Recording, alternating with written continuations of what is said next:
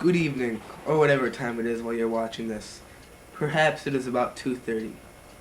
This historical presentation will provide a brief overview of the life and times of the brilliant scientist Charles Darwin.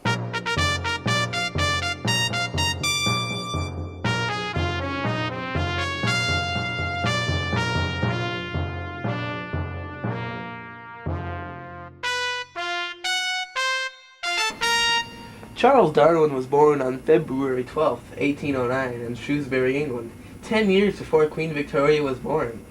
Darwin's father, Robert, was a doctor. Darwin's mother, Susanna, died when Charles was only 8 years old. Charles Darwin originally intended to follow in his father's footsteps and become a physician.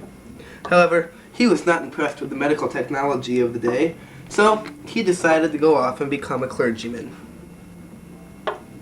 Checkmate. Darwin loved nature. During his theology studies, he collected plant and animal samples. His botany professor found a way for him to continue his research by securing a place for him on a research vessel called the HMS Beagle.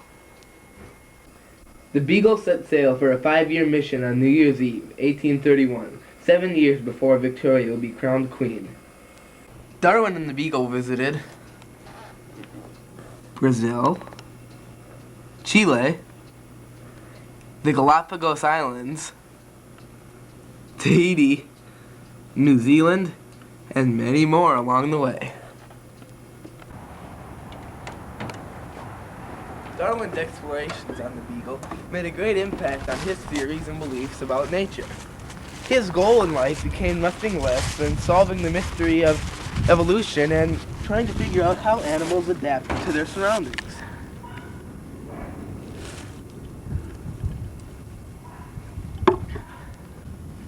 In the year 1842, Charles Darwin finally began to analyze the research he had collected while on the Beagle. Then, by the year 1844, Charles Darwin had constructed the basic theory of natural selection. However, at this time, he didn't want to share it with the public.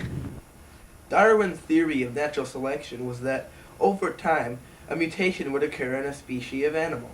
If this mutation was harmful, then the animal with the mutation would die and not pass on its genes.